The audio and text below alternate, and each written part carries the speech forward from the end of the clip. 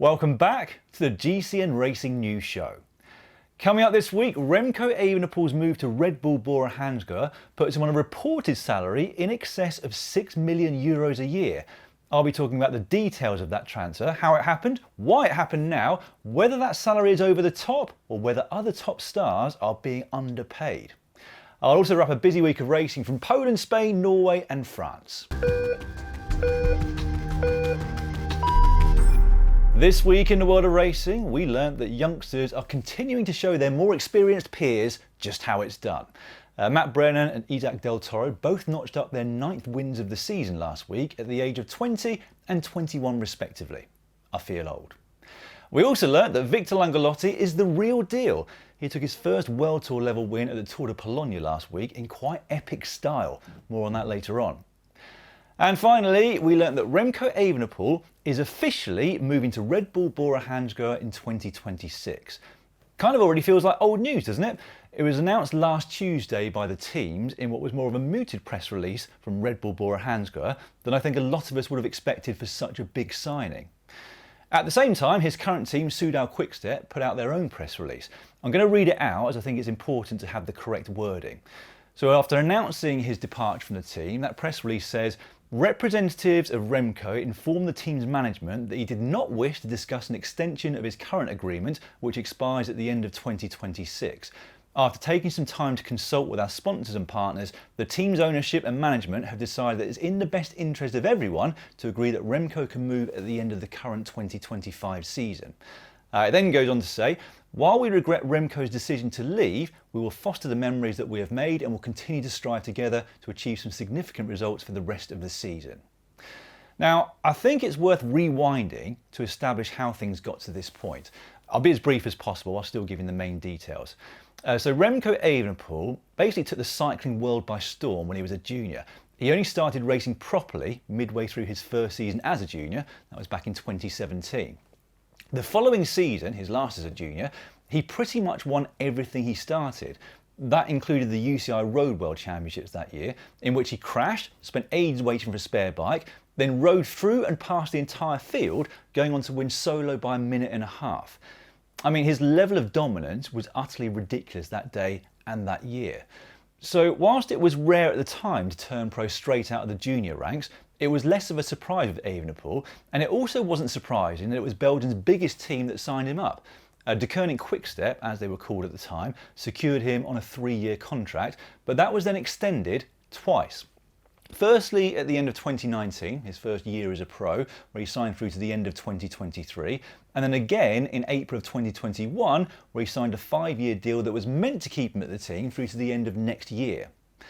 By that point, he'd already won San Sebastian, the European Time Trial Champs, the Vuelta Burgos, Vuelta Algarve and the Tour of Poland, a World Tour level stage race. Now that last contract renewal came whilst he was still sidelined from racing after a really bad crash at the Lombardia in August of 2020. It was a deal done by the general manager of the team at the time, Patrick Lefevre, and negotiations were carried out by Evenepoel's agent, which is his dad, also Patrick. His dad was also a pro rider back in the early 90s, but with the exception of Remco, he has no experience as a rider agent to the best of my knowledge, which I think is worth keeping in mind. Anyway, both parties were initially happy with that deal, including the annual salary, but as Remco continued to improve and win bigger and bigger races, there came a point where, from what's been reported, he and his father started to feel that he was underpaid. So he was reportedly on an annual salary of €3 million a year on that 5-year deal.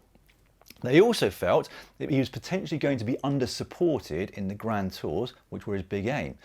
17 months after the announcement of that 5-year extension, Evenepoel won La Vuelta, becoming the first Belgian to win a Grand Tour in 44 years. So soon after that win, rumours started circulating that other teams, most notably Ineos Grenadiers, were interested in signing Evenepoel despite his ongoing long-term contract. That was now 3 years ago, but the rumours never really stopped until last Tuesday. So why now? Why not last year or 2023? Well, from Soudal Quickstep point of view, they were very happy with the deal that they'd done. It's also reported that at some point during his current contract, they increased his salary to somewhere around €5 million a year to keep him happy and make him feel valued. That was made possible in part by the bike brand Specialized, with whom Evenepoel has a personal contract, one that further muddied the waters when it came to finding a new team.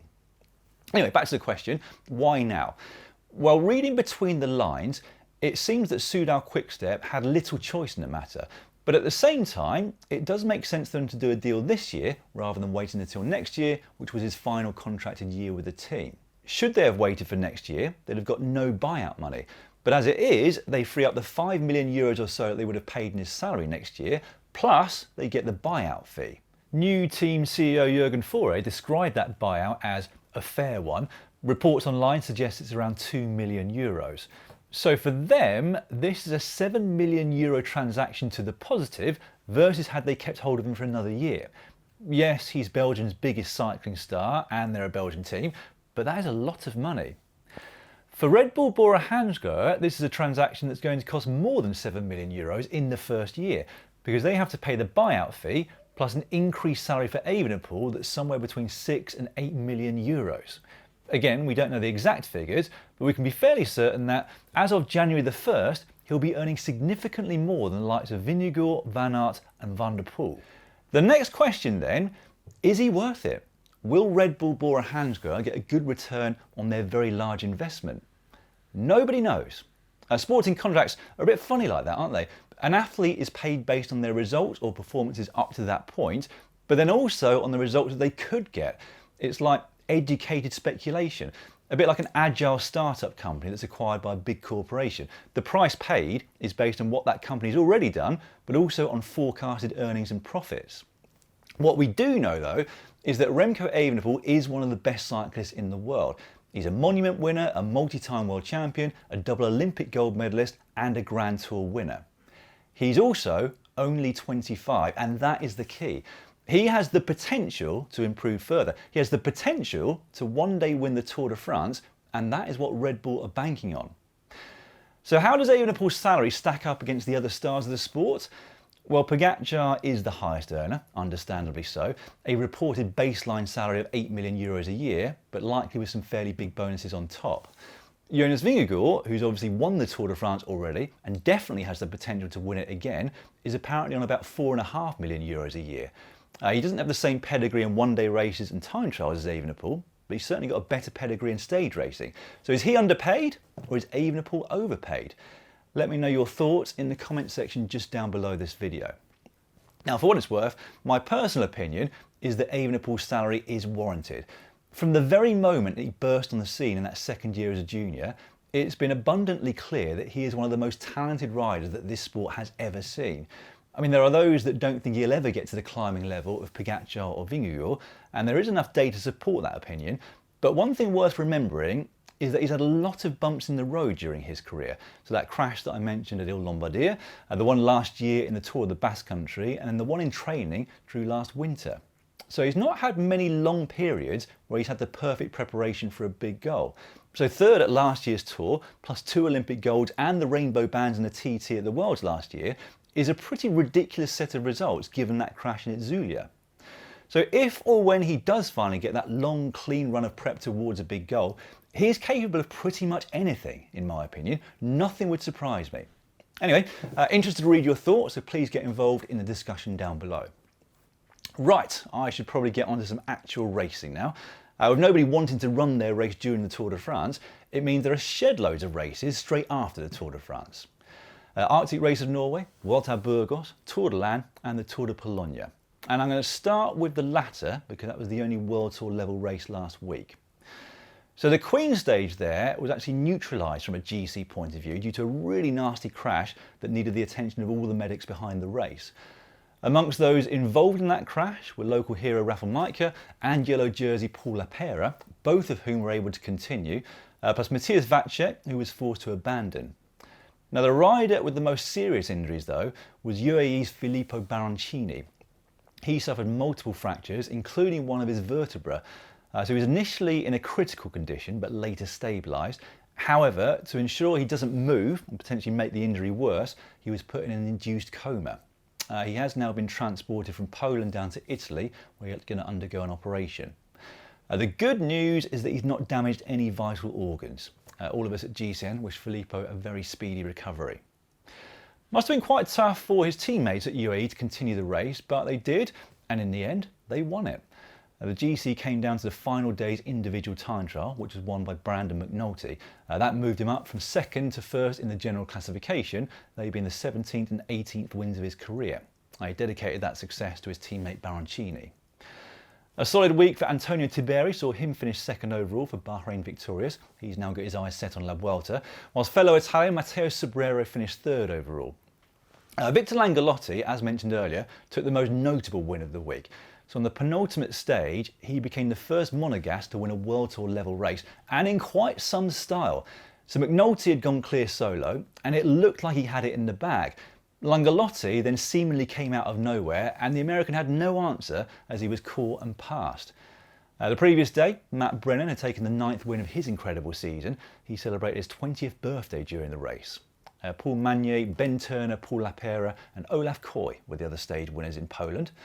Meanwhile, in Norway, Alexander Kristoff got himself one step closer to 100 career wins. On stage 2 of the Arctic Race of Norway, he took a comfortable sprint victory. So he now only needs 2 more wins to reach that magic number before he retires at the end of this season. Now, I think we'd all like to see that, wouldn't we?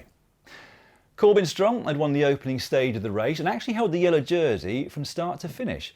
He came into the race with great form, obviously, having won the Tour de Wallonie, but I, for one, was not expecting him to keep up with Tom Pidcock on the summit finish of stage 3. But he did, and it was an incredibly close sprint to the line. Pidcock did take it, but only just. He's now won as many road races in the last 7 months as he did in the first 4 years of his career. He'd have to settle for second place on the general classification though.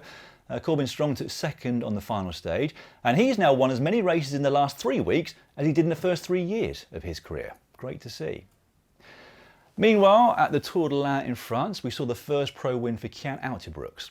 Touted as a future Grand Tour winner when he turned pro back in 2022. It's not been the smoothest of starts to his professional career. So it was fantastic to see him not only take a win, but actually 2 wins in the same day and in hugely dominant fashion. He started Saturday's final stage second on GC to Nicolas Prudhomme of Decathlon AG2R, who'd beat him in a 2-up sprint to the line. But on the Grand Colombier, he rode the Frenchman off his wheel.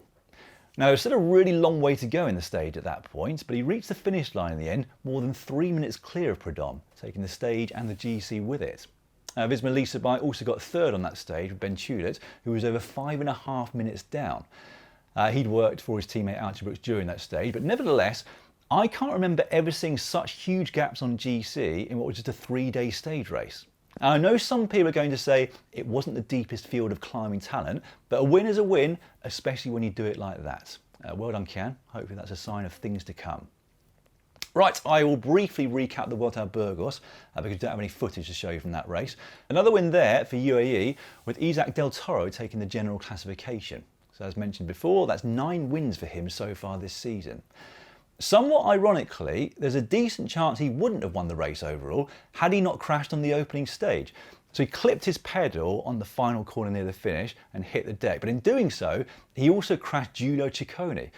Del Toro remounted quite quickly and only lost 11 seconds on the stage, while Ciccone had a mechanical problem and lost close to 1.5 minutes. Ciccone won the final stage and ended up 5th overall in the race, just 56 seconds behind Del Toro, who'd had an untimely puncture on that last day. Lorenzo Fortunato took 2nd place overall for Astana, but the most impressive ride, I'd say, came from 20-year-old Leo Bissot. So the Decathlon rider took 3rd on the general classification and won stage 3, launching a very impressive attack in the closing kilometre after being part of a break full of hitters. So he beat Ciccone, Pellizzari, Del Toro and Fortunato that day. Not a bad list of rides to beat in your first pro win, is it? Roger Adria, Matteo Moschetti and Damiano Caruso were the other stage winners there. A reminder now that you can watch a full season of live racing on Discovery Plus and Max, which this week will include the Women's Tour of Poland, plus the Tour of Denmark, where we'll see Fabio Jakobsen return to competition after his surgery earlier this year. Mads Pedersen will also be there, as will Jasper Philipsen. There's also the Czech Tour, Circuit Franco-Belge and the Tour de Romandie Féminin, so plenty to watch this week. In other news, Enric Mas is out for the rest of this season. He's been diagnosed with thrombophlebitis after a crash at the Tour de France. A real shame actually for La Vuelta. He's been 3rd, 6th, 2nd and 5th over the last 5 years there. Okay, I'll finish this week's show by wrapping up some of the other confirmed transfers from last week. Dylan Groenewegen has signed with the Unibet Tietema Rockets for 2 years. He heads there from Jaco Alula, along with fellow Dutchman Elmer Reinders. Soudal Quickstep have signed former Paris-Roubaix winner Dylan van Baarle from Visma and also Edward Plankart from Alpecin de Koning. Sven-Erik Bistrom moves from Uno X to Groupama, whilst Alex Kirsch will head from Cofidis to Lidl Trek. Oh, just one more thing actually. Congratulations to Keegan Swenson and Kate Courtney, who won the Leadville 100 at the weekend. Right, that is all for this week. See you again next Monday and then on Tuesday as well actually for our big Vuelta a España preview show. Goodbye.